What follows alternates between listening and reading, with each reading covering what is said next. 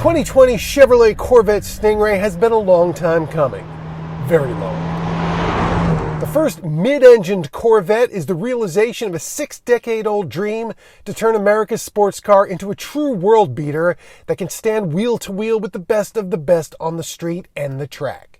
What sports car engineers like about a mid-engine design is that it moves more of the weight of the vehicle between the wheels, so one end's not much heavier than the other, makes it easier to turn, and doesn't swing it around like a bolo whip when you're going through curves. Plus, it moves a little bit more of that weight over the rear tires to improve traction there, and traction is good.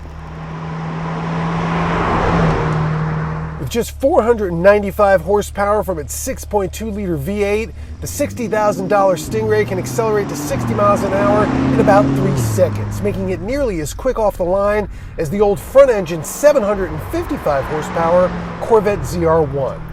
The Stingray's top speed is 194 miles an hour unless you get it equipped with the Z51 performance package that this car has, then it drops to 184.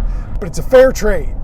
The $5,000 option adds downforce producing bodywork, a retuned suspension, grippier tires, stronger brakes, and additional cooling for the engine and 8-speed dual clutch automatic transmission to get the Stingray ready for the track.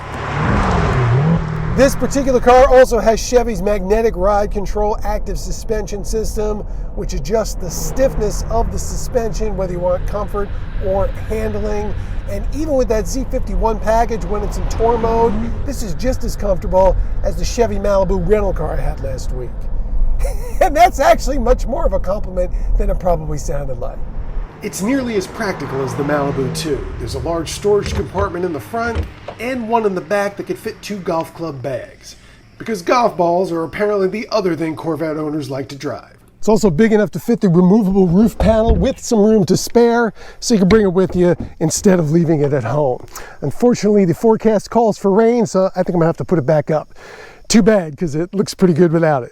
Even with the top up, there's plenty of room for tall drivers inside and an upscale look with a digital instrument cluster and one of the most unusual climate control systems that you've ever seen.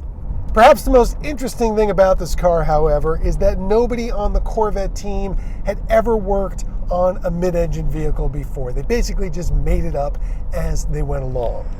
Not bad for winging it. In the 2020 Chevrolet Corvette Stingray, Gary Gastelou, Fox News.